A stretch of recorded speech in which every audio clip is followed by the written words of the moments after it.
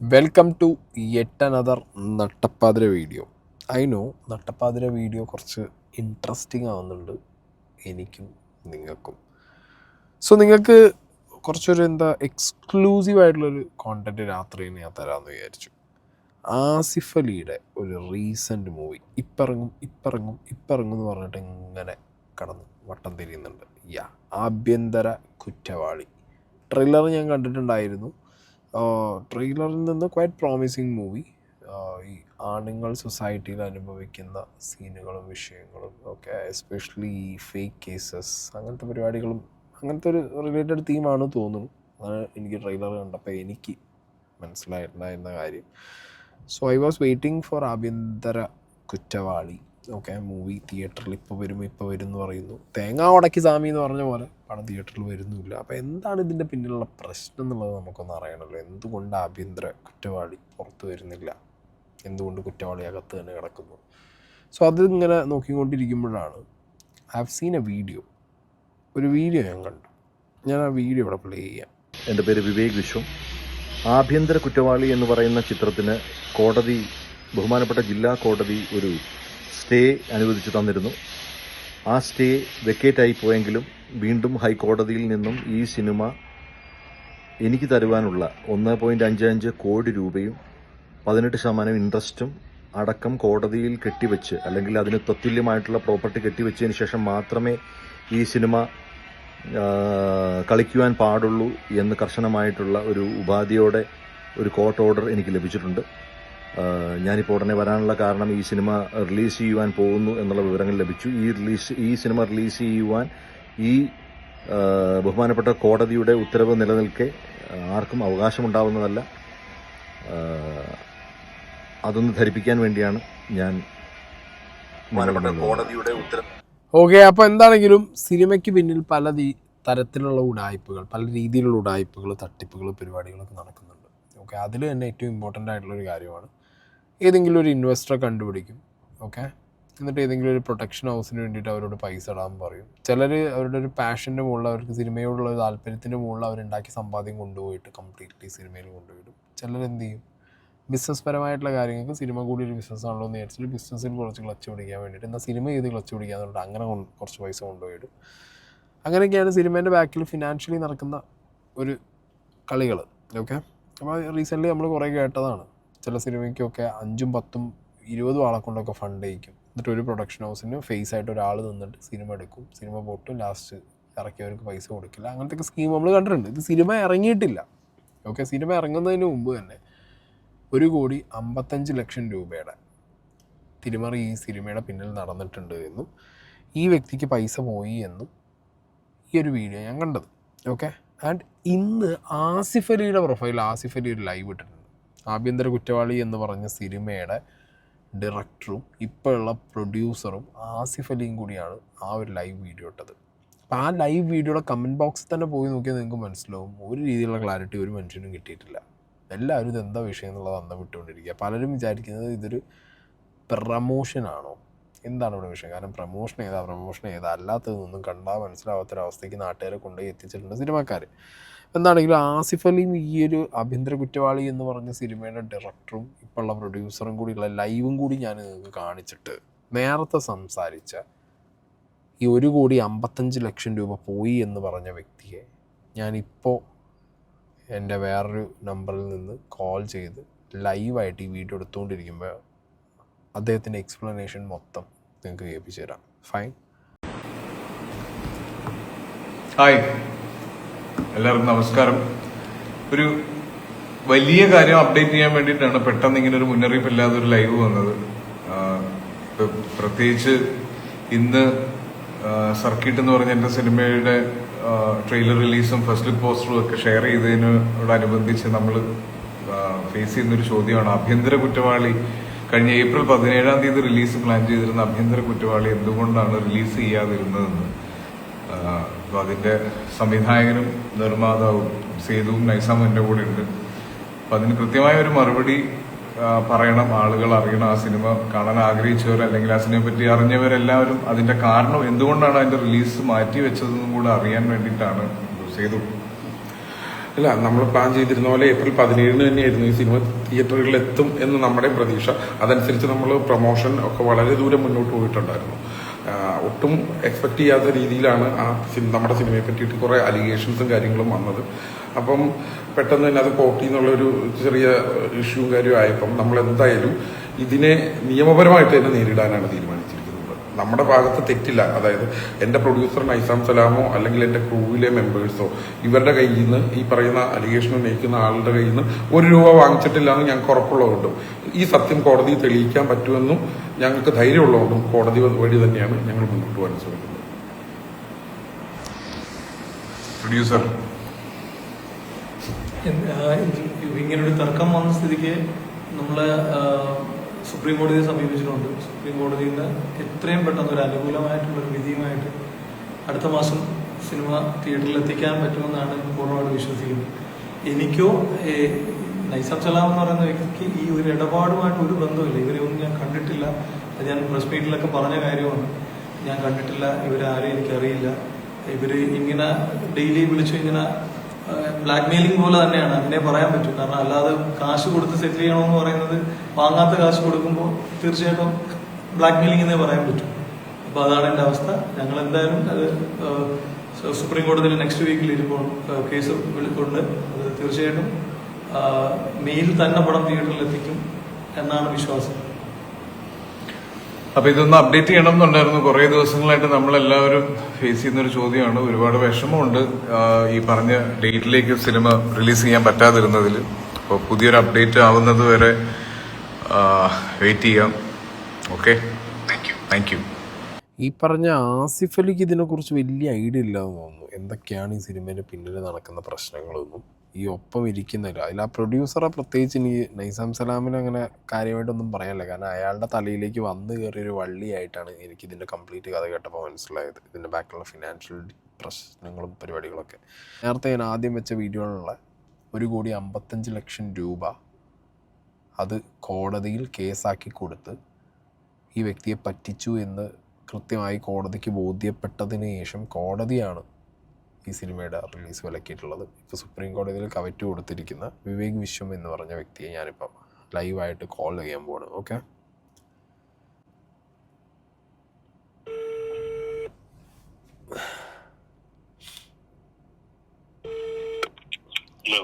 Hi Vivek bro. സായിയാണ്. Sorry, കുറച്ച് ലേറ്റായി. ഞാൻ നേരത്തെ പറഞ്ഞപ്പോൾ വിളിക്കാന്ന് വിചാരിച്ചു, പിന്നെ വീഡിയോ എടുക്കാൻ കുറച്ച് സമയം വൈകി. അപ്പോൾ ഞാനിപ്പോൾ ഇവിടെ വീഡിയോ റെക്കോർഡ് ചെയ്തുകൊണ്ടിരിക്കുകയാണ്. ഓക്കെ, അപ്പോൾ എന്താ വിഷയം ചെങ്കിലേ, ഇന്ന് ആസിഫ് അലി ഇട്ട ലൈവിലും ആളുകൾക്ക് ഒരു ക്ലാരിറ്റിയും കിട്ടിയിട്ടില്ല. ഇതിൻ്റെ ഡയറക്ടറും ഇതിൻ്റെ പ്രൊഡ്യൂസറും വന്നിരുന്ന് പറയുന്ന കാര്യങ്ങളിലും പത്രമാധ്യമങ്ങളെ കണ്ട് അവരിന്ന് കൊടുത്തിട്ടുള്ള ബൈറ്റിലാണെങ്കിലും കുറേ ചോദ്യങ്ങൾക്കൊന്നും അവർക്ക് ഉത്തരമില്ല.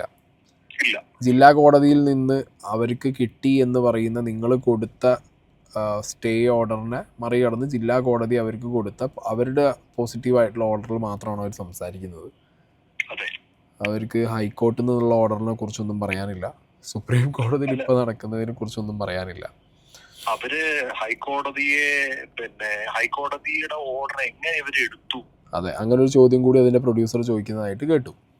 എങ്ങനെ ഇത് മനസ്സിലാവുന്നില്ല, എനിക്ക് കൺഫ്യൂഷൻ ആണെന്നാണ് അയാൾ പറയുന്നത്. അതായത് ഹൈക്കോടതിയുടെ ഓർഡർ അയാൾ മാനിക്കുന്നില്ല.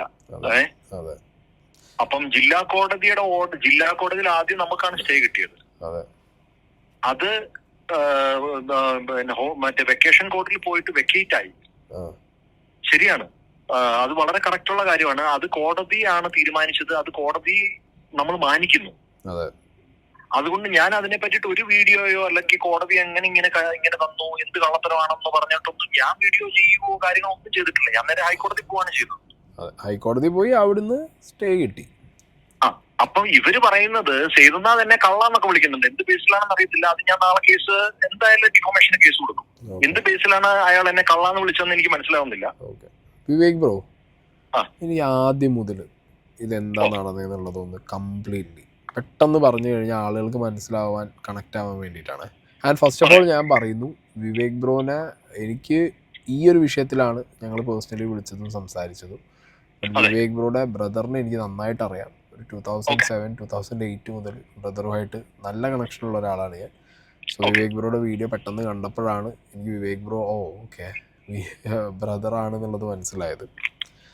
സോ അങ്ങനെയാണ് ഞങ്ങൾ കണക്ട് ചെയ്തത്. ഓക്കെ, അപ്പോൾ ഇത് എന്താ പറയുക, വ്യൂവേഴ്സിനോട് എങ്ങനെയാണ് നമ്മൾ കണക്ട് ചെയ്തതെന്ന് അറിയണമല്ലോ.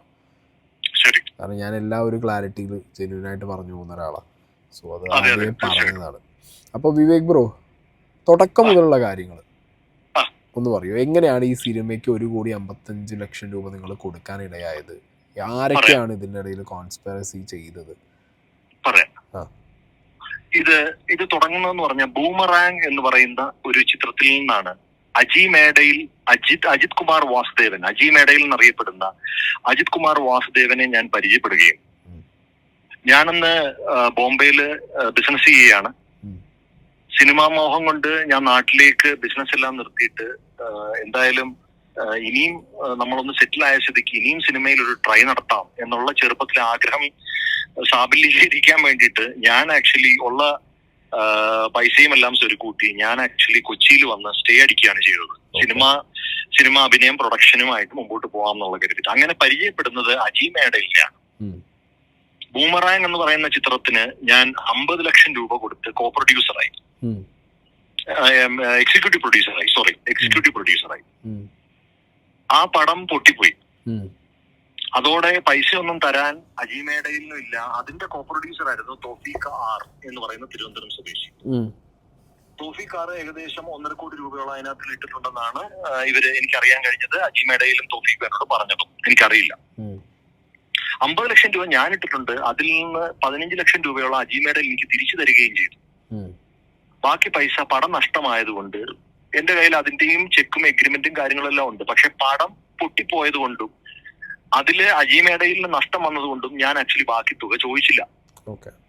ഇപ്പോഴും അതിന്റെ എഗ്രിമെന്റും ചെക്കും കാര്യങ്ങളും എല്ലാം എന്റെ കയ്യിലുണ്ട്. അങ്ങനെയാണ് തോഫീഖ് ആറിനെ പരിചയപ്പെടുന്നതും തോഫീഖ് ആറുമായിട്ട് നല്ല സൗഹൃദത്തിലാവുന്നതും തോഫീഖ് ആർ ഒരു ജെന്യുവൻ ആളാണെന്ന് നമ്മൾ വിശ്വസിക്കുകയും ചെയ്തിട്ട് തോഫീഖ് ആർ എന്നോട് പറഞ്ഞു നമുക്ക് ഒരുമിച്ചൊരു സിനിമ ചെയ്യാം. അങ്ങനെ പുള്ളി എന്നോട് പറഞ്ഞു എന്റെ കയ്യിൽ ജയസൂര്യയുടെയും ആസിഫ് അലിയുടെയും ഡേറ്റ് ഉണ്ട്. അപ്പൊ ഞാൻ പറഞ്ഞു ആസിഫ് അലിയുടെ ഡേറ്റ് ഉണ്ടോ? ആസിഫ് അലിയുടെ ഡേറ്റ് നമ്മുടെ കയ്യിലുണ്ട് എന്ന് പറഞ്ഞിട്ട് നമുക്ക് ഈക്വൽ പാർട്ണർഷിപ്പിൽ മുമ്പോട്ട് പോവാം. പടത്തിന് ഏകദേശം 4 കോടി 5 കോടി ബഡ്ജറ്റ് ആവും. ഞാൻ പറഞ്ഞ എന്റെ കയ്യിൽ അത്ര പൈസ ഒന്നും ഇല്ല.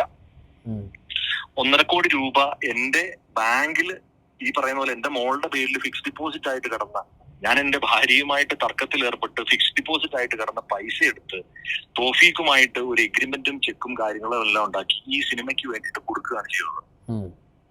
ബാങ്ക് തോഫീഖ് ആറിന്റെ ഈസി ഫ്ലൈ പ്രൊഡക്ഷൻസിന്റെ തോഫീഖ് ആറിന്റെ ബാങ്ക് വഴിയാണ് കൊടുത്തത്. തോഫീഖ് ആറിന്റെ ഈസി ഫ്ലൈ പ്രൊഡക്ഷൻ അല്ലേ? Easy fly productions. അയാൾ ഒറ്റ ആളാണോ അതോ അല്ല, അയാളും അജി മേഡയിലും കൂടാണ്. പക്ഷെ അജി മേഡയിൽ പറയുന്നത് സൈനിങ് അതോറിറ്റി എല്ലാം തോഫീഖ് ആറിനാണ് കൊടുത്തിട്ടുള്ളതെന്നാണ് അജി മേഡയിൽ പറയുന്നത്. ഈ പൈസ വാങ്ങിച്ചെടുത്തതും അജി മേഡയിലിന് അറിയുണ്ടായിരുന്നില്ല എന്നാണ് അജി മേഡയിൽ പറയുന്നത്. ഞാനും അജി മേഡയിൽ പറഞ്ഞില്ല. കാരണം തോഫീഖ് ആർ പറഞ്ഞു ഈ പറയുന്ന പോലെ നമുക്ക് രണ്ടു കൂടെ ചെയ്യാം എന്നുള്ള അവസ്ഥയിൽ ഞാനും അജി മേഡയിലിനോട് ആദ്യം തുറന്നു പറഞ്ഞില്ല. അങ്ങനെ ഈ പടവുമായിട്ട് മുമ്പോട്ട് പോയി കഴിഞ്ഞു കഴിഞ്ഞപ്പോൾ പിന്നീട് അറിയാൻ കഴിഞ്ഞത് ഇയാള് തോഫീഖ് ആർ പോയിട്ട് ഡയറക്റ്റ് ആസിഫ് അലിയുമായിട്ട് നമ്മളുമായിട്ടൊന്നും ഒരു ഇടപാടും ഇല്ലാതെ അജി മേഡയിലും തോഫീഖും കൂടെ പിന്നെ ആസിഫ് അലി എന്ന് പറയുന്ന ആർട്ടിസ്റ്റിന്റെ സിനി ആർട്ടിസ്റ്റ് എഗ്രിമെന്റ് എഴുതിയെടുത്തു. അങ്ങോട്ടും ഇങ്ങോട്ടും എഗ്രിമെന്റ് വെച്ചു. അപ്പോഴും അജി മേഡയിലിന് അറിയില്ല തോഫീഖ് ആർ വിവേക് ബ്രോന്റെ പൈസ മേടിച്ചത്. അങ്ങനെയാണ് പറയുന്നത്. ഓക്കെ. ആ സിനി ആർട്ടിസ്റ്റ് എഗ്രിമെന്റ് എടുത്തു എന്ന് സിനിമയിലുള്ള ആൾക്കാർ തന്നെ, ഞാൻ സിനിമയുമായിട്ട് ബന്ധപ്പെട്ട് നിൽക്കുന്ന ആ സമയത്തുള്ള ആളായിരുന്നത് കൊണ്ട് എനിക്ക് അറിയുവാൻ കഴിഞ്ഞു. ഞാൻ അപ്പം ഇയാളോട് തോഫീഖിനോട് ചോദിച്ചു കഴിഞ്ഞപ്പോൾ തോഫീഖ് അന്ന് എന്റെ വീട്ടിലേക്ക് വരികയും കൊച്ചിയിലുള്ള വെണ്ടല വീട്ടിലേക്ക് വരികയും വിവേകെ അങ്ങനല്ല, നമുക്ക് ആക്ച്വലി ഈ പറയുന്നത് പോലെ ഒരു റെപ്യൂട്ടഡ് കമ്പനിയുടെ പേരിൽ നമുക്ക് ആർട്ടിസ്റ്റിനെ സൈൻ ചെയ്യാൻ പറ്റും. ഓക്കെ, വേണമെങ്കിൽ വിശ്വാസമില്ലെങ്കിൽ വിവേക് എഗ്രിമെന്റ് കയ്യിൽ വെച്ചോ എന്ന് പറഞ്ഞിട്ട് ഈ ഒറിജിനൽ എഗ്രിമെന്റും എന്റെ കയ്യിൽ തന്ന. ഹലോ, കേൾക്കുന്നുണ്ട്. ഇതിന്റെ OTT, ഈ സിനിമയുടെ OTTയും വിവേകിന് വിശ്വാസമില്ലെങ്കിൽ സിനിമയുടെ OTTയും സാറ്റലൈറ്റ് റൈറ്റും തിയേറ്ററിക്കൽ എക്സിബിഷൻ റൈറ്റും എല്ലാം എഴുതിക്കൊണ്ട് ഞാൻ ഒരു എഗ്രിമെന്റ് തരാമെന്ന് പറഞ്ഞു. 2 ദിവസം കഴിഞ്ഞ് അങ്ങനെ ഒരു എഗ്രിമെന്റ് വെക്കുകയും ചെയ്ത് ആ എഗ്രിമെന്റും ആസിഫ് അലിയുടെ എഗ്രിമെന്റും ചെക്കും ആദ്യം ഞങ്ങൾ ചെയ്ത എഗ്രിമെന്റും, അതായത് സിനിമ പ്രൊഡക്ഷനും റിയൽ എസ്റ്റേറ്റിനും ഉംറ ഹജ്ജ് ബിസിനസിനും വേണ്ടിയിട്ട് ആദ്യം ഞങ്ങൾ ചെയ്ത എഗ്രിമെന്റും എല്ലാം ബേസ് ചെയ്തിട്ട് ഞങ്ങൾ ആക്ച്വലി പരിപാടി തുടങ്ങി. ഓക്കെ, അപ്പോൾ ഈ ഉംറ ഹജ്ജും റിയൽ എസ്റ്റേറ്റും എല്ലാം കൂടി ഇൻവോൾവ് ആയിട്ടാണോ ഈ 1,55,00,000 രൂപ കൊടുത്തത്? സിനിമയ്ക്കും എല്ലാത്തിനും കൂടി കൂടിയിട്ട്? അല്ല, നമ്മളുടെ എഗ്രിമെന്റ് പ്രകാരം, ഞാൻ ആ എഗ്രിമെന്റ് സായിക്ക് അയച്ചു തരാം, എന്റെ കയ്യിൽ അതിന്റെ കോപ്പി ഉണ്ട്. ഓക്കെ, എഗ്രിമെന്റ് പ്രകാരം നമ്മൾ പറഞ്ഞിരിക്കുന്നത് ഞാനും തോഫീക്കും ഒരു ബിസിനസ്സിൽ ഏർപ്പെടുന്നു. അത് സിനിമ പ്രൊഡക്ഷൻ ആവാം, ചിലപ്പോൾ ഉംറ ഹജ്ജ് ആവാം, ചിലപ്പോൾ റിയൽ എസ്റ്റേറ്റ് ആവാം. അപ്പം ഞങ്ങൾ തമ്മിലൊരു ബിസിനസ്സിൽ ഏർപ്പെടുന്നു. ഇത് ആദ്യം ആക്ച്വലി പിന്നെ തോഫീക്ക് സിനിമയിലേക്കാണ് ആ പൈസ ഇട്ടത് എന്ന് മാത്രം. ഓക്കെ, അപ്പൊ അതാണ് ഞാൻ ചോദിച്ചത്. കാരണം ഇന്ന് പത്രസമ്മേളനം നടത്തിയ സമയത്ത് ഇതിന്റെ ഡയറക്ടർ പറയുന്നുണ്ട് ഇവര് തമ്മിൽ ഉംറ ഹജ്ജിന്റെ ഒരു ഇതുണ്ടായിരുന്നു. 3 കേസ് കൊടുത്ത സമയത്ത് ഇത് ഈ പൈസ ഈ സിനിമയ്ക്ക് തന്നെയാണോ കൊടുത്തതെന്ന് അറിയില്ല എന്നുള്ള ഡയലോഗ് അടിച്ചത്. അല്ല, അതിന് എഗ്രിമെന്റ് നമ്മുടെ കയ്യിലുണ്ടല്ലോ, അവൻ എന്ത് വേണമെങ്കിലും പറയാമല്ലോ. അവൻ എന്നെ കള്ളാന്ന് വിളിച്ചിട്ടുണ്ട് പിന്നെ ഇതിനകത്ത്. മനസ്സിലായി. അപ്പൊ എന്താണെങ്കിലും നിങ്ങളും തൗഫീഖാറും തമ്മിലുള്ള ആദ്യത്തെ എഗ്രിമെന്റിൽ സിനിമയാണ് അയാൾ ആ പൈസ എടുത്ത് ചെയ്തത്. അതെ, നമ്മള് 3 ബിസിനസ്സിലേക്കും കൂടെ നമുക്ക് ഒരുമിച്ച് ചെയ്യാമെന്ന് പറഞ്ഞൊരു എഗ്രിമെന്റ് എടുക്കുകയും അത് കഴിഞ്ഞിട്ട് ആസിഫ് അലിയുമായിട്ടുള്ള എഗ്രിമെന്റ് വന്നു കഴിഞ്ഞപ്പോ ഇതിന്റെ വിവേകമായിട്ട് നമുക്ക് ഇങ്ങനെ ബിസിനസ് ചെയ്യാമെന്ന് പറഞ്ഞ് എഗ്രിമെന്റ് വെക്കുകയാണ് ചെയ്തത്. എല്ലാം ചെയ്ത് പൈസ എല്ലാം കൊടുത്ത് 3 മാസം ആയി കഴിഞ്ഞപ്പം ഈ സിനിമ മുമ്പോട്ട് പോകുന്നില്ല. ട്രാൻസാക്ഷൻ ഡീറ്റെയിൽസ് ഒക്കെ കയ്യിലില്ലേ? പൈസ കൊടുത്തതിന്റെ ട്രാൻസാക്ഷൻ ഡീറ്റെയിൽസും കാര്യങ്ങളൊക്കെ എല്ലാം, ബാങ്ക് സ്റ്റേറ്റ്മെന്റ് ഉണ്ട്, എല്ലാം ചെക്ക് ഉണ്ട്, എല്ലാ തെളിവുകളും ഉണ്ട്. ഞാനത് സായിക്കും അയച്ചു തരാം, കോടതിയിലും കൊടുത്തിട്ടുണ്ട്, ACPയുടെ ഓഫീസിലും കൊടുത്തിട്ടുണ്ട്. ഓക്കെ, അപ്പൊ തൗഫീഖാറിനാണ് കംപ്ലീറ്റ് പേയ്മെന്റ് കൊടുത്തത്? കംപ്ലീറ്റ് പേയ്മെന്റ് കൊടുത്ത് ഈസി ഫ്ലൈ പ്രൊഡക്ഷൻസിലും തോഫീഖാറിന്റെ അക്കൗണ്ടിലാണ് കൊടുത്തത്. എന്നിട്ട് 3 മാസമായിട്ടും സിനിമ മുമ്പോട്ട് പോകുന്നില്ല എന്ന് കണ്ടു കഴിഞ്ഞു കഴിഞ്ഞാൽ ഇത് ഏത് വർഷത്തിലാ? ഇത് എനിക്ക് ഞാൻ ആക്ച്വലി കറക്റ്റ് ഡീറ്റെയിൽസ്, അതായത് പൈസ ട്രാൻസാക്ട് ചെയ്ത ഡീറ്റെയിൽസ് എല്ലാം ഞാൻ എടുത്തു തരാം. ഞാൻ ആക്ച്വലി എന്റെ ഓർമ്മയിൽ 2021 എന്ന് തോന്നുന്നു. 2 വർഷം മുമ്പാണ്. 2.5 വർഷം മുമ്പാണ് ഈ സംഭവം നടന്നിട്ടുള്ളത്. അതിന്റെ ഫുൾ ഡോക്യുമെന്റ് ഞാൻ അയച്ചു തരാം. 2021-22 ടൈമില്. അതെ, 2021-2022 ടൈമിലാണ് ഈ പൈസ കൊടുത്തിരിക്കുന്നത്. ഞാൻ അതിന്റെ ഡോക്യുമെന്റ് കറക്റ്റ് ആയിട്ട് സായിക്ക് അയച്ചു തരാം. പ്രൂഫായിട്ട്, വിത്ത് പ്രൂഫ് ഞാൻ അയച്ചു തരാം. അപ്പം ഈ സിനിമ മൂവ് ആയാത്ത സ്ഥിതിക്ക് എനിക്ക് മനസ്സിലായി തോഫീഖ് എന്നെ പറ്റിക്കുകയാണെന്ന്. ഞാൻ പോയിട്ട് സേതുനാഥിനെ, ഈ ഡയറക്ടർ എന്ന് പറയുന്ന ആള്, അയാളാണ് ഇതിന്റെ മെയിൻ ആണി. ഈ സേതുനാഥ് പത്മകുമാർ എന്ന് പറയുന്ന ആളിനെ ഡയറക്റ്റ് വൈറ്റിലയിലുള്ള ഇവരുടെ പ്രീ പ്രൊഡക്ഷൻ നടക്കുന്ന അജിമേടയിലും തോഫീക്കും എടുത്തു കൊടുത്തിട്ടുള്ള പ്രീ പ്രൊഡക്ഷൻ നടക്കുന്ന അപ്പാർട്ട്മെന്റിൽ പോയിട്ട്, അപ്പാർട്ട്മെന്റിന്റെ പേരും ഞാൻ പറഞ്ഞുതരാം, വൈറ്റിലെന്ന്, ഞാൻ ആ പേര് ഓർത്ത് ഞാൻ സായിക്ക് അയക്കാം. അവിടെ പോയിട്ട് സേതുനാഥിനെ കണ്ട് ഞാൻ പറഞ്ഞതാണ്, സേതു എന്റെ 1.5 കോടി രൂപയാണ് ഞാൻ ഇതിനകത്ത് ഇൻവെസ്റ്റ് ചെയ്തിരിക്കുന്നത്. അല്ല, തോഫീക്ക് പറഞ്ഞത് നിങ്ങളത് ഉംറ ഹജ്ജിന് വാങ്ങിച്ചാണെന്നാ പറഞ്ഞത്. ഞാൻ പറഞ്ഞു അങ്ങനല്ല, എഗ്രിമെന്റും കാര്യങ്ങളും എല്ലാം ഉണ്ട്. തോഫീക്ക് എങ്ങനെ വേണമെങ്കിലും പറയും, നിങ്ങൾ എന്റെ എഗ്രിമെന്റും കാര്യങ്ങളും നോക്ക് എന്ന് പറഞ്ഞ് എഗ്രിമെന്റും കാര്യങ്ങളും എല്ലാം കാണിച്ചു കൊടുത്തു. ഞാൻ പറഞ്ഞു 1.5 കോടി രൂപ, 1.55 കോടി രൂപ, 1.55 കോടി രൂപയോളം ഇയാൾ വാങ്ങിച്ചെടുത്തത് ഈ ആഭ്യന്തര കുറ്റവാളി എന്ന് പറയുന്ന സിനിമ ചെയ്യുവാൻ വേണ്ടിയിട്ടാണ്. അതുകൊണ്ട് ദയവ് ചെയ്ത് സേതു ആക്ച്വലി പറയുന്നത് പോലെ വെളിയിൽ പോയി സിനിമ ചെയ്യാൻ നോക്കിക്കഴിഞ്ഞാൽ, അല്ലെ തോഫീക്ക് ഇപ്പൊ സിനിമ ചെയ്യാൻ പ്രാപ്തനല്ല, പൈസയില്ല, അജിമേടയിലിന്റെ കയ്യിൽ പൈസയില്ല എന്ന് സേതു പറയുന്നുണ്ട്. ഞാൻ പറഞ്ഞു 1.5 കോടി രൂപ എന്റെ കിടപ്പുണ്ടല്ലോ, നിങ്ങളൊരു കാര്യം ചെയ്യുക, തോഫീക്കുമായിട്ടും ഞാനുമായിട്ടും, തോഫീക്കും അജിമേടയിലും ഞാനൂടെ ചേർന്ന് നമുക്ക് കംപ്ലീറ്റ് ചെയ്യാം. ഞാൻ വേറെ ഫണ്ട് ഞാൻ വെളിയിൽ അറേഞ്ച് ചെയ്യാം, നമുക്ക് എന്നിട്ട് ഒരുമിച്ച് ഈ സിനിമ ചെയ്യാമെന്ന് സേതുനാഥിനോട് ഞാൻ പറഞ്ഞപ്പോ സേതുനാഥ് പറഞ്ഞു ശരി ഞാൻ നോക്കട്ടെ, ഞാൻ ആലോചിക്കട്ടെ എന്നൊക്കെ പറഞ്ഞു. ഈ കാര്യം ഞാൻ പോയി സേതുനാഥിനെ ധരിപ്പിച്ചതാണ് ഡയറക്റ്റ്. വാട്സപ്പിലും മെസ്സേജ് ചെയ്തു സേതുനാഥ് പത്മകുമാറിനും ഇതിന്റെ പ്രൊഡക്ഷൻ കൺട്രോളറായ ജിത്ത് പരപ്പനംകോടിനും ഞാൻ മെസ്സേജ് ചെയ്തു, എന്റെ പൈസ ഇൻവോൾവ് ആണ്, എനിക്കത് കളയാൻ പറ്റില്ല, നിങ്ങളുമായിട്ട് സഹകരിച്ചു പോകാനാണ് എനിക്ക് താല്പര്യം, അല്ലെങ്കിൽ ഞാൻ കോടതി വഴി പോകേണ്ടി വരും എന്ന് ഞാൻ ആക്ച്വലി മെസ്സേജ് ചെയ്തതാണ്. ഞാൻ ആ മെസ്സേജിന്റെ വാട്സപ്പ് ഷോട്ടും സായിക്ക് അയച്ചു തരാം. ഓക്കെ, ഇങ്ങനെല്ലാം പറഞ്ഞിട്ട് ഇവർ ഒത്തുതീർക്കാക്കാം എന്ന് പറഞ്ഞിട്ട് ഇവരെല്ലാരും കൂടെ, അതായത് ഈ തോഫീക്കും സേതുനാഥ് പത്മകുമാറും ജിത്ത് പരപ്പനംകോടും കൂടെ വേറെ ഒരു ആളെ കണ്ടുപിടിക്കുകയോ അല്ലെങ്കിൽ ഇവർ കോൺസ്പയർ ചെയ്യുകയോ എങ്ങനെയാണെന്ന് അറിയത്തില്ല, ഒരു ബിനാമിയെ കണ്ടുപിടിക്കുകയാണ് ചെയ്തത്. അയാള് ഇന്ന് ഇന്റർവ്യൂവിൽ ഇരുന്ന സേതുനാഥും നൈസാം സലാമും ഇരുന്ന് സംസാരിക്കുന്ന കണ്ടാ അറിയാം, സേതുനാഥിന് എല്ലാം അറിയാമായിരുന്നു. സേതുനാഥ് നൈസാം സലാമിനോട് ഇത് പറഞ്ഞിട്ടുണ്ട്, അല്ലെങ്കിൽ ജിത്ത് പരപ്പനംകോട് പറഞ്ഞിട്ടുണ്ട്, അല്ലെങ്കിൽ നൈസാം സലാമിനെ അവർ ചതിച്ചതാണ്. അല്ല, എനിക്ക് നൈസാം സലാമിന്റെ ഒരു ബോഡി ലാംഗ്വേജ് കണ്ടപ്പോൾ തോന്നിയത് അയാൾ വെട്ടുപോയതാവുന്നുണ്ട് ഇതിനകത്ത്. അല്ല അതെങ്ങനെയാണ് പെട്ടുപോവുക? കാരണം എന്റെ കയ്യിലുള്ള ഡോക്യുമെന്റ് ഈ പറയുന്ന പോലെ എല്ലാം തന്നിട്ട് അവസാനം ഡോക്യുമെന്റ് എന്റെ കയ്യിൽ ആയി പോയപ്പോ, ഒറിജിനൽ ഡോക്യുമെന്റ് എന്റെ കയ്യിൽ ആയി പോയപ്പോ ഇവര് കോൺസ്പയർ ചെയ്തിട്ട് ഇവരൊരു തീരുമാനം എടുത്തതെന്ന് പറഞ്ഞു കഴിഞ്ഞാൽ ഒറിജിനൽ ഡോക്യുമെന്റ് തോഫീക്ക് തിരിച്ചു തന്നാൽ, ഒറിജിനൽ ഡോക്യുമെന്റ് തോഫീക്ക് എനിക്ക് തിരിച്ചു തന്നാൽ മാത്രമേ നൈസാം സലാം പണം ഏറ്റെടുക്കൂ. അത് ആരുടെ കയ്യിലാണ്? മനസ്സിലായി, നിങ്ങളുടെ കയ്യിലാണ്. അത് വിവേകിന്റെ കയ്യിലാണ്. എങ്ങനെ വാങ്ങിക്കും? വിവേക് കൊടുക്കുവോ? ഇല്ല. വിവേകിന്റെ 1.5 കോടി രൂപ തരാതെ വിവേക് അത് കൊടുക്കില്ലല്ലോ. അതായത് നിങ്ങള് ഓൾറെഡി പൈസ കൊടുത്തതിന് ശേഷം 3 മാസം ഈ സിനിമ നടക്കാതെയായി. അതിനുശേഷം ഇവര് രണ്ടുപേരും ചേർന്ന്, ഈ സിനിമയുടെ ഡയറക്ടറും മറ്റേ ഇയാള് ജിത്ത് പരപ്പനംകോടും പിന്നെ നമ്മളുടെ ആദ്യം പൈസ മേടിച്ച തൗഫീഖ് ആറും കൂടി ചേർന്നിട്ട് ഈ സംഗതി കോൺസ്പിറസി ആക്കി ഗൂഢാലോചന നടത്തി ആ സിനിമയുടെ ബാക്കി കാര്യങ്ങളുമായിട്ട് മുന്നോട്ട് പോകാൻ വേണ്ടി ഒരാളെ കണ്ടുപിടിച്ച ആളാണ് നൈസാം സലാം.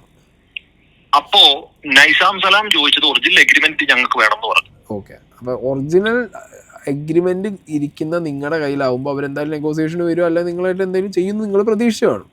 തീർച്ചയായിട്ടും പ്രതീക്ഷിച്ചു. സംഭവിച്ചത് നേരെ ഉൾട്ട.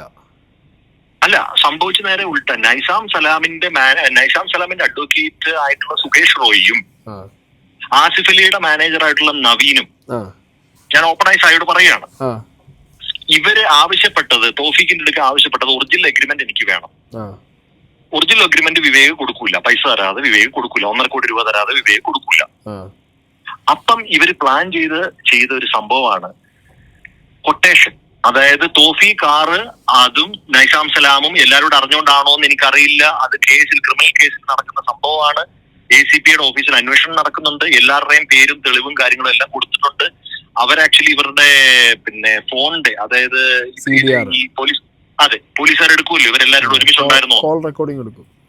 കോൾ റെക്കോർഡിംഗ് അല്ല, ഇവരുടെ ടവർ ഡീറ്റെയിൽസ് ഇവരെല്ലാവരും ഒരുമിച്ചുണ്ടായിരുന്നോ എന്നുള്ള ഡീറ്റെയിൽസ് എല്ലാം എടുത്തിട്ടുണ്ട്. ഇവരെല്ലാവരും ഒരുമിച്ചുണ്ടായിരുന്നു. ഇവര് കോൺസ്പയർ ചെയ്തിട്ട് ഇവർ എഗ്രിമെന്റിന് വേണ്ടി വെയിറ്റ് ചെയ്യായിരുന്നു.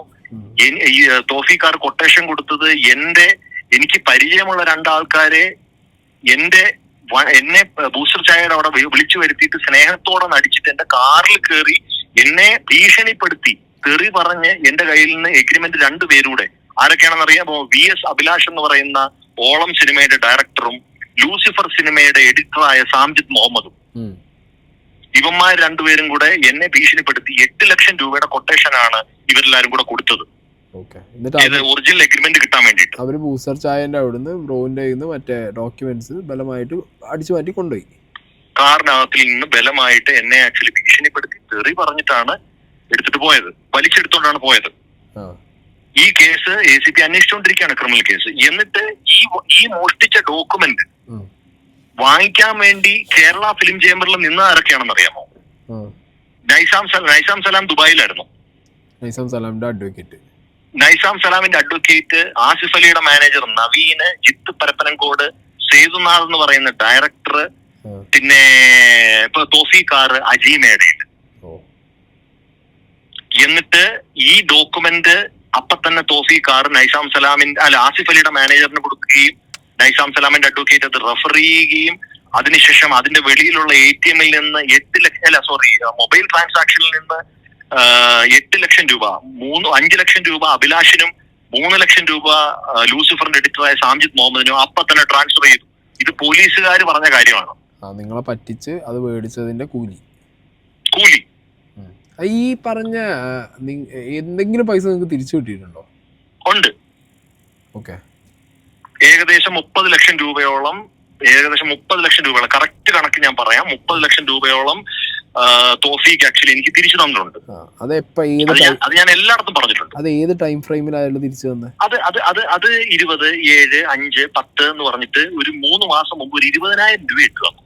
ഓക്കെ, അതായത് പല സമയങ്ങളിലായിരുന്നു. അതെന്തിനാണെന്നറിയാമോ? വക്കീല് പറഞ്ഞു കൊടുത്ത ബുദ്ധിയാണ്. അതായത് ഇട്ടുകൊടുത്തോ 20, 10 എത്രാന്ന് വെച്ചാൽ ഇട്ടുകൊടുത്തു. ഞാൻ ആക്ച്വലി എന്റെ വീടും എല്ലാം വിറ്റ്, ബാംഗ്ലൂരിലുള്ള എന്റെ വീടും വിറ്റ്, എന്റെ കാറും വിറ്റ് റെന്റിനാണ് ഇപ്പൊ താമസിക്കുന്നത്. എനിക്ക് മനസ്സിലായി. അതായത് ഇപ്പൊ വക്കീലിന്റെ ഐഡിയ ആയിരിക്കാം, അതായത് ഇപ്പോഴും കൊടുത്തോണ്ടിരിക്കുന്നുണ്ട് കൊടുക്കാനുള്ള പൈസ. അതുകൊണ്ട് എന്താ ചെയ്യാം, കോടതിയിൽ ഈ കേസായിട്ട് പോകുന്ന സമയത്ത് അയാൾ തരുന്നുണ്ടല്ലോ എന്നുള്ളൊരു ഫീലിംഗ് കോടതിക്ക് വരും. അത് കോടതിക്ക് ഫീൽ ചെയ്തു. അതുകൊണ്ടാണ് കോർട്ടിൽ നിന്ന് വെക്കേറ്റ് ചെയ്തത്. ജില്ലാ കോടതി ഇത് വെക്കേറ്റ് ചെയ്തത്. Exactly, you got it. Exactly, അതുകൊണ്ടാണ് പൈസ തന്നോണ്ടിരിക്കുന്നുണ്ടല്ലോ, പിന്നെ നീ എന്തിനാണ് സിനിമയെ കയറി പിടിക്കുന്നതെന്ന് പറഞ്ഞിട്ടാണ് ജില്ലാ കോടതി വെക്കേറ്റ് ചെയ്തത്. മനസ്സിലായി. നമ്മുടെ സ്റ്റേ വെക്കേറ്റ് ചെയ്തത്. ഇവൻ എനിക്ക് ഇടയ്ക്കിടയ്ക്ക് തന്നോണ്ടിരിക്കുന്നുണ്ടായിരുന്നു, സത്യമാണ്. ഒരു 30 ലക്ഷം രൂപയ്ക്ക് അടുത്ത് എനിക്ക് തന്നിട്ടുണ്ട്, ഞാൻ സമ്മതിക്കുന്നുണ്ട്, ബാങ്ക് വഴിയാണ് ഞാൻ സമ്മതിക്കുന്നുണ്ട്. പക്ഷേ ഞാൻ ഇത്രയും നാള് ഓടി നടന്ന് ഈ കേസ് നടത്തിക്കൊണ്ടിരിക്കുകയല്ലേ സായി. കേസ് നടന്നത് മാത്രല്ലോ, ഒരു ബിസിനസ്. എന്റെ വീട്, എന്റെ മോളുടെ സ്വർണം, ഈ തോഫീക്ക് തന്നെ പറയുന്ന റെക്കോർഡിംഗ് എന്റെ കയ്യിലുണ്ട്. വിവേകിന്റെ മോളുടെ സ്വർണം വിറ്റിട്ടാണ് വിവേക് എനിക്ക് കാശ് തന്നത്. എന്റെ മോള് 16 വയസ്സുണ്ട്. അവക്ക് വേണ്ടി ഞാൻ സമ്പാദിച്ചു വെച്ചിരുന്ന സ്വർണം മുഴുവൻ വിറ്റിട്ടാണ് സിനിമയുടെ ആഗ്രഹം മൂത്തിട്ട്, എന്റെ കഴപ്പാണ്, സിനിമയുടെ ആഗ്രഹം മൂത്തിട്ട് ഞാൻ ആക്ച്വലി ഇവനെ വിശ്വസിച്ച് ഞാൻ ഇട്ടത്. എന്റെ മണ്ടത്തരമാണ്. വിവേക് ബ്രോ, ഇവിടെ നൈസാമിന്റെ വോയിസ് ആണെങ്കിലും ഈ പറഞ്ഞ തൗഫീഖിന്റെ വോയിസ് ഒക്കെ ആണെന്നുണ്ടെങ്കിലും എനിക്ക് ഫോർവേഡ് ചെയ്ത് കയ്യിലിരിക്കുന്നുണ്ട്. ഞാൻ എന്ത് ചെയ്യാ, ഇതിൽ ഇവന്മാര് തീരുമാനമാക്കോ നോക്കാലോ, ഇല്ലെങ്കിൽ ആൾക്കാർക്ക് പുറത്തിടാം. അറിയട്ടെ, ജനങ്ങളറിയട്ടെ. ഹലോ, ജനങ്ങൾ അറിയണം. കാരണം സിനിമയില് ഈ ഫ്രോഡ് പരിപാടി എന്ന് പറയുന്നത്, നൈസാം സലാം പറയുന്ന ഒരു ചായ പോലും ഞാൻ അവന്റെ കയ്യിൽ നിന്ന് വാങ്ങിച്ചു കുടിച്ചിട്ടില്ലെന്നാ പറഞ്ഞത്. ശരിയാ, ഡയറക്റ്റ് ഒരു ചായ പോലും കുടിച്ചിട്ടില്ല. പക്ഷെ എന്നെ മുച്ചോടെ തേച്ച് കളഞ്ഞവന്മാരെല്ലാരും കൂടെ എന്റെ കുടുംബം നശിപ്പിച്ചു. എന്റെ വീട്ടിൽ കയറാൻ പറ്റാതായി. എന്റെ ഭാര്യ എന്നെ വിട്ടിട്ട് പോയി, കാരണം ഞാൻ ഈ മണ്ടത്തരം കാണിച്ചത് കൊണ്ട്. അറിയാമോ? എന്നിട്ട് ഇവന്മാര് പറയുന്നത് ഞാൻ സിനിമയെ നശിപ്പിക്കാൻ നടക്കുകയാണ്, ഞാൻ കള്ളനാണെന്നാണ് ഇവര് പറയുന്നത്. ഒരു കള്ളത്തരവില്ല സായി. എന്റെ കയ്യിൽ നിന്നും ഞാൻ കഷ്ടപ്പെട്ട, ഞാൻ ടാക്സ് കൊടുത്ത, അതുകൊണ്ടാണല്ലോ ഞാൻ ധൈര്യമായിട്ട് വന്ന് പറയുന്നത്. ഞാൻ ടാക്സ് കൊടുത്ത 1.55 കോടി രൂപയാണ് ഇവന്മാർക്ക് ഇട്ടുകൊടുത്തത്. എന്നിട്ട് ഇവന്മാര് കോൺസ്പയർ ചെയ്തിട്ട് ഇവന്മാര് വിചാരിച്ചു ഞാൻ മണ്ടറാണ്, ഞാനിത് വിട്ടിട്ട് പോകുന്നു. നൈസാം സലാമിന്റെ വക്കീൽ എന്തിന് കേരള ഫിലിം ചേംബറിൽ മോഷ്ടിച്ച ഡോക്യുമെന്റ് വാങ്ങിക്കാൻ പോയി? അജിമേഡയിൽ, അതായത് തോഫീക്കിന്റെ പാർട്ണറായ അജിമേഡയിൽ ക്ലിയർ കട്ടായിട്ട് എനിക്ക് പോലീസ് സ്റ്റേഷനിലും കോടതിയിലും എഴുതി തന്നിട്ടുണ്ട്, അറ്റസ്റ്റ് ചെയ്ത്, നോട്ടറി അറ്റസ്റ്റ് ചെയ്ത് എഴുതി തന്നിട്ടുണ്ട്. നൈസാം സലാം അറിഞ്ഞുകൊണ്ടാണ് ഞങ്ങൾ ആക്ച്വലി ഇത് വിറ്റതെന്ന്. വേറെ ആര് പറയണം സായി? അത് കണ്ടിട്ട് ആ ഡോക്യുമെന്റ് എല്ലാം ഞാൻ ഹൈക്കോടതിയിൽ സബ്മിറ്റ് ചെയ്തു. ആര്? ഈസി ഫ്ലൈ പ്രൊഡക്ഷൻസിന്റെ പാർട്ണറാണ് അജിമേഡയിൽ. തോഫിക്കാറിന്റെ പാർട്ണറാണ്. അവന്മാർ രണ്ടുപേരും കൂടെ അന്ന് കേരള ഫിലിം ചേംബറിൽ പോയിട്ട് ഈ മോഷ്ടിച്ച്, എന്റെ കാറിൽ നിന്ന് എന്നെ പേടിപ്പിച്ച് മോഷ്ടിച്ച് ഡോക്യുമെന്റ് വാങ്ങിച്ചെടുത്തിട്ട് 50 ലക്ഷം രൂപ, 50ആണോ 70ആണോ അറിയത്തില്ല, നൈസാം സലാമിന്റെ വാങ്ങിച്ചെടുത്തിട്ട് എനിക്ക് 1 രൂപ പോലും തന്നില്ല. നൈസാം സലാം ഈ സിനിമയ്ക്ക് വേണ്ടി മുടക്കിയത് എത്ര രൂപയാ? നൈസാം സലാം തോഫീക്കിനും അജിമേഡലിനും കൊടുത്ത 50 ലക്ഷം രൂപയാണെന്നാണ് എന്റെ അറിവ്. ഓക്കെ, പക്ഷെ അയാൾ ഇന്ന് വന്നിരുന്നിട്ട് എന്താ 8 കോടിയുടെ 7 കോടിയുടെ കണക്ക് പറയുന്നത്? അത് ഞാൻ ഇന്നലെ ഒരാളോട് സംസാരിക്കായിരുന്നു, വേറെ ആരോടും അല്ല, അജിമേഡലിനോട് തന്നെയാണ്. അയാൾ പറയാണ് സുഖമായിട്ട് ആക്ച്വലി 4 കോടി രൂപയ്ക്ക് ചവിട്ടിയ പടമാണ്. അതെ, അജിമേഡലാണ് 4 കോടി രൂപയ്ക്ക് ചവിട്ടിയ പടമാണ്. എന്നിട്ട് അവനിപ്പോ വന്ന് തള്ളുന്നു 9 കോടി എന്നൊക്കെ വന്നിട്ട് തള്ളുന്നു. അത് വാട്ടവർ, അത് അവരുടെ പ്രശ്നമാണ്, അവരെന്തെങ്കിലും ചെയ്തോട്ടെ. പക്ഷെ നമ്മുടെ പ്രശ്നം എന്ന് പറഞ്ഞു കഴിഞ്ഞാൽ ഇവന്മാരെല്ലാരും കൂടെ തരികട കാണിച്ചിട്ട് ഇവന്മാർക്ക് എല്ലാവർക്കും ഞാൻ പറഞ്ഞില്ലേ, സേതുനാഥിനെ ഞാൻ പോയി കണ്ടാണ് മെസ്സേജ് ചെയ്താണ് ചിത്രപരമ്പര കൊണ്ടുവന്ന് അറിയാമായിരുന്നു. ഡയറക്ടറൊക്കെ പറയുന്നത് കേട്ട് കഴിഞ്ഞാൽ ആലുവ മണപ്പുറത്ത് കണ്ട പരിചയം പോലും ഇല്ല. അല്ല, അതിനെല്ലാം തെളിവ് കൊടുത്തിട്ടുണ്ടല്ലോ. അതെ, അല്ല ഇതിൽ ആസിഫ് അലിയുടെ മാനേജർ വന്ന് നിക്കണം എന്നുണ്ടെങ്കിൽ ആസിഫ് അലിക്ക് ഇതിനെ കുറിച്ച് വല്ല ഐഡിയ ഉണ്ടോ? അല്ല, ആസിഫ് ഡയറക്റ്റ് ഇതിനകത്ത് ഇൻവോൾവ് അല്ല, ആസിഫ് അലിക്ക് ഇതിനെ കുറിച്ച് വലിയ ഐഡിയ കാണൂല. കാരണം ഇന്ന് ലൈവിനകത്ത് ആസിഫ് അലി ഇരിക്കുന്നുണ്ടപ്പോ എനിക്ക് മനസ്സിലായത് പൊട്ടം പൂരം കാണുന്ന മാതിരിയാണ് ആസിഫ് അലി ഇരിക്കുന്നത്. ആസിഫ് അലി ഒരു വൃത്തവും കിട്ടുന്നില്ല. നമ്മള് പറയുമ്പോ എല്ലാം പറയണല്ലോ, ആസിഫിന് ഇതിനകത്തിൽ ഇടപാടില്ല. പക്ഷെ നവീൻ ആക്ച്വലി ശരിക്കും കളിച്ചിട്ടുണ്ട്. കാരണം ഈ പടം തുടങ്ങുന്നതിന് മുമ്പ് നമ്മളുടെ വന്നതെന്ന് പറഞ്ഞു കഴിഞ്ഞാൽ 10 ലക്ഷം രൂപ നവീന് കമ്മീഷൻ കൊടുക്കണം എന്ന് പറഞ്ഞിട്ടാണ് തോഫീക്കും അജിമേഡലിന്റെ അടുക്ക് വന്നത്. അതായത് അത് ആസിഫ് പറഞ്ഞുകൊണ്ടാണോ അറിയാതാണോ എന്നൊന്നും എനിക്കറിയില്ല. 10 ലക്ഷം രൂപ, അതായത് ഇവന്റെ ഡേറ്റ് എടുത്ത് കൊടുക്കുന്നതിന്, ആസിഫിന്റെ ഡേറ്റ് എടുത്ത് കൊടുക്കുന്നതിന് 10 ലക്ഷം രൂപ കമ്മീഷൻ. പല നടന്മാരുടെ കൂടി എർത്തായിട്ട് നിൽക്കുന്നവരുടെ സ്ഥിരം പരിപാടിയാണ്. മലയാള സിനിമ ഇൻഡസ്ട്രിയിൽ ഒളിഞ്ഞും തെളിഞ്ഞും എല്ലാവർക്കും അറിയുന്ന കാര്യമാണ്. ഒരു കഥ കേൾക്കണമെങ്കിലോ ഒരു സിനിമയ്ക്ക് ഡേറ്റ് എടുത്ത് കൊടുക്കണം എന്നുണ്ടെങ്കിലോ, ഇപ്പൊ ഈ മന്ത്രിമാരുടെ PA മാരുണ്ടാവുമല്ലോ ഓഫീസിൽ, ക്ലർക്കുമാരൊക്കെ, അവന്മാർക്ക് തിരിക്കണം, അതിന് അവന്മാർക്കും തിരിക്കേണ്ടി വരും. ഈ പറഞ്ഞ പോലെ എല്ലാ എന്താ പറയാ, എല്ലാത്തിനും പാലാണല്ലോ ഇപ്പൊ. അതെ, അപ്പം ഇതാണ് ഇതിന്റെ എക്സാക്ട് സ്റ്റോറി. മനസ്സിലായി. ഇത് എക്സാക്ട് സ്റ്റോറി അറിയണമെങ്കിൽ ACP യെ കോണ്ടാക്ട് ചെയ്താൽ മതി. ACPയുടെ രാജ്കുമാർ സാറാണ് ACP. ഹലോ. അപ്പോൾ വിവേക് ബ്രോന് ഇപ്പോൾ എക്സാക്ട്ലി കിട്ടാനുള്ളത് ഒരു 30 ലക്ഷം കൂടി കുറച്ച് കഴിഞ്ഞാൽ 1,20,00,000 സംതിങ്. സി 1,20,00,000 രൂപയാണ് എനിക്ക് കിട്ടാനുള്ളത്. ഓക്കെ. പക്ഷേ ഞാൻ ഇത്രയും കഷ്ടപ്പെട്ടിട്ട് ഇതിന്റെ പുറകെ നടക്കാൻ തുടങ്ങിയിട്ട് 2.5 വർഷമായി. മനസ്സിലായി. അതിന്റെ ചെലവുകളും കാര്യങ്ങളും. എന്റെ വീട് വിറ്റു. ഞാൻ കോടതിയിൽ കയറി ഇറങ്ങാണ്. പിന്നെ വക്കീൽ ഫീസ് കാര്യങ്ങളെല്ലാം കൂടെ ചേർത്തിട്ടാണ് കോടതി വിധിച്ചിരിക്കുന്നത്. 1.5 കോടി രൂപയും 18% ഇൻട്രസ്റ്റും നിങ്ങൾ കോടതി കൊണ്ട് കെട്ടിവെക്കുക. എനിക്ക് തരാനല്ല കോടതി പറഞ്ഞത്. ഹൈക്കോർട്ടിൽ കൊണ്ടുപോയിട്ട് കെട്ടിവെച്ചിട്ട് നിങ്ങൾ പറമ്പ് റിലീസ് ചെയ്തോ. കേസ് നടക്കട്ടെ. അത് ഒരു ജെനുവിൻ കാര്യമല്ലേ അത്. എനിക്കിത് വിവേകിന് തരണമെന്നല്ലല്ലോ പറഞ്ഞത്. ഞാൻ കേസ് നടത്തിക്കോളാം. അവരും കേസ് നടത്തട്ടെ. അതിന് പകരം ആക്ച്വലി ഇന്ന് പിന്നെ ക്രൗൺ പ്ലാസേ വന്നിരുന്ന് പടത്തിന്റെ പ്രൊമോഷൻ നടത്തുവോ അവന്മാര്? അതിന് പകരം അവിടെ നമുക്ക് എന്താ അറിയോ, അത് വിവേക് ബ്രോ ഒന്നും ചെയ്യാൻ പറ്റില്ല. അപ്പൊ ഈ വീഡിയോ ആണെങ്കിൽ പോലും ആ പടത്തിനുള്ള ഒരു പ്രൊമോഷൻ ആയിട്ടേ പോകും. അതെ അത് പൊക്കോട്ടെ. അതങ്ങനെ പോവും. അതിപ്പോ നമുക്കൊന്നും ചെയ്യാൻ പറ്റില്ല. എൻഡ് ഓഫ് ദ ഡേ അത് അങ്ങനെ പോവും. അല്ല, ഞാൻ പറഞ്ഞത് അവരുടെ ഇന്റൻഷൻ ആണ് ഞാൻ പറഞ്ഞത്. അല്ല, ഞാനെന്താ പറയുക, ഇപ്പോ നമുക്ക് അടുത്തറിയുന്ന ഒരാളുടെ ബ്രദർക്ക് പോലും ഈ അവസ്ഥ വന്നു എന്ന് പറയുമ്പോൾ ഞാൻ ആലോചിക്കുന്നത് എത്രയോ പേര് ഇങ്ങനെ നമ്മളോട് ഇടയ്ക്കും തലയ്ക്കുമായിട്ട് പറഞ്ഞ കാര്യമാണ്. പക്ഷെ ഇത്ര കോടി രൂപയുടെ കണക്ക് പറഞ്ഞിട്ടില്ല. ദുബായിന്ന് സായദ് എന്ന് പറയുന്ന ഒരാൾ വിളിച്ചേ. അയാളുടെ കയ്യിൽ നിന്ന് 1.5 കോടി രൂപ അയാളുടെ കയ്യിൽ നിന്ന് ഇവര് വാങ്ങിച്ചിട്ടുണ്ട് ഈ പടത്തിന്. പക്ഷേ അൺഫോർച്ചുനേറ്റ്ലി അയാളുടെ കയ്യിൽ എഗ്രിമെന്റ് ഇല്ല. ഞാൻ പറഞ്ഞു മറന്നേക്ക്, ഇവിടെ എഗ്രിമെന്റ് ഉള്ളവർ തന്നെ കിടന്ന് കഷ്ടപ്പെടുകയാണ്. സത്യം. സംഭവം മറന്നേക്കെന്ന് പറഞ്ഞു. PK അനീഷ് എന്ന് പറയുന്ന ഒരാള് 30 ലക്ഷം രൂപയ്ക്ക് കേസ് കൊടുത്തിട്ടുണ്ട്. ഈ സിനിമയുടെ എഗ്രിമെന്റ് അയാളുടെ കയ്യിലുണ്ട്. PK അനീഷ് ആലപ്പുഴക്കാരനാണ്. അയാൾക്കാണ് ആദ്യം സ്റ്റേ ഓർഡർ കിട്ടിയത്. ആസിഫ് അലിനെ വെച്ചിട്ട് എമ്പുരാൻ ഉണ്ടാക്കാൻ പോയതാ. ഇത്ര കോടി രൂപ നാട്ടിൽ നിന്ന് വാങ്ങിയിട്ട് ഇവന്മാര് കളക്ട് ചെയ്തെന്ന് പറയും. ഇപ്പൊ ദുബായിലെ നൈസാം സലാമിന്റെ ഫ്രണ്ട്സ് എന്നെ വിളിച്ചിരുന്നു. എന്താണ് പ്രശ്നം എന്ന് ചോദിച്ചു. ഞാൻ പറഞ്ഞു ഇതാണ് പ്രശ്നം, ഇങ്ങനെയാണ് പ്രശ്നം. അവരുടെ കയ്യിൽ നിന്ന് നൈസാം സലാം ആക്ച്വലി കോടിക്കണക്കിന് പൈസ വാങ്ങിച്ചിട്ടുണ്ട്. അത് അവരുടെ ഫ്രണ്ട്സ് ആണ്, അത് ഡീൽ ചെയ്യുമായിരിക്കും. മനസ്സിലായി. അവര് ഫ്രണ്ട്സ് ആണ്, ഇൻവെസ്റ്റർ ആയിട്ട് അവര് നിൽക്കുകയാണ്. നൈസാം സലാമിന്റെ ഫേസ് ആണ്. അപ്പം ഇത് എന്ന് പറയുന്നത് ഭയങ്കര ഒരു പൈസ പിരിച്ചിട്ടുള്ള വൻ ഫ്രോഡുലന്റ് ആക്ടിവിറ്റിയാണ്. നമുക്കിത് സിനിമാ ഫീൽഡിൽ നിർത്താനൊന്നും പറ്റത്തില്ല. കാരണം ഇന്ന് പ്രൊഡ്യൂസർ രാകേഷ് ചേട്ടൻ എന്നെ വിളിച്ചു. ഇപ്പൊ നൈസാം സലാം അവിടെ കയറി എന്ന് പറയുന്നത് എന്താണ്, ഇന്ന് പറഞ്ഞ എന്താണ്, വിവേക് എന്നെ വാട്സപ്പിൽ വിളിച്ചു. ഞാൻ ഭാഗ്യത്തിന് കോൾ റെക്കോർഡ് ചെയ്തു തന്നു. കാരണം എനിക്കറിയാം പണി എന്താണെന്ന് പറഞ്ഞത്. ഞാനതുകൊണ്ട് എന്റെ വൈഫിന് ഫോൺ എടുത്ത് വെച്ചിട്ട് വാട്സപ്പിലാണെങ്കിലും ഞാൻ റെക്കോർഡ് ചെയ്തു. എന്റെ ഐഫോൺ ആയിട്ട് ഞാൻ റെക്കോർഡിങ് ചെയ്യാറില്ല. ഞാൻ എന്റെ വൈഫിന്റെ കൂടെ ഫോൺ എടുത്ത് വെച്ചിട്ട് റെക്കോർഡ് ചെയ്തു. ഇവനാണ് എന്നെ വൈഫ് ഇട്ടിട്ട് പോയി നേരത്തെ പറഞ്ഞത് ഇത് മാറിപ്പോവേ. വൈഫിന്റെ ഫോൺ അല്ലല്ല, വൈഫ് എന്നെ അന്നാ ഇട്ടിട്ട് പോയത്. ഞാൻ കൺവിൻസ് ചെയ്ത് തിരിച്ചു കൊണ്ടുവന്നു. പൈസ പോയി, സ്വർണവും വിറ്റു, വീടും വിറ്റു, കാറും വിറ്റു, എല്ലാം വിറ്റ് കഴിഞ്ഞ് കഴിഞ്ഞപ്പോ എന്ത് പൊട്ടത്തരമാണ് കാണിച്ചെന്ന് പറഞ്ഞാൽ ഞങ്ങൾ തമ്മിൽ ആർഗ്യുമെന്റ് ആയി, പ്രശ്നമായി. വൈഫ് ആക്ച്വലി ഏകദേശം 2 മാസത്തോളം ഹരിപ്പാട്ടായിരുന്നു.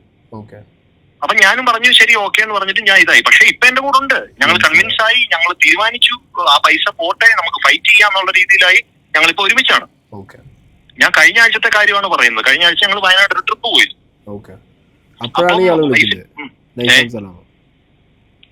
ഹലോ, അപ്പോഴാണ് ഇയാൾ വിളിക്കുന്നത് നൈസാം സലാം.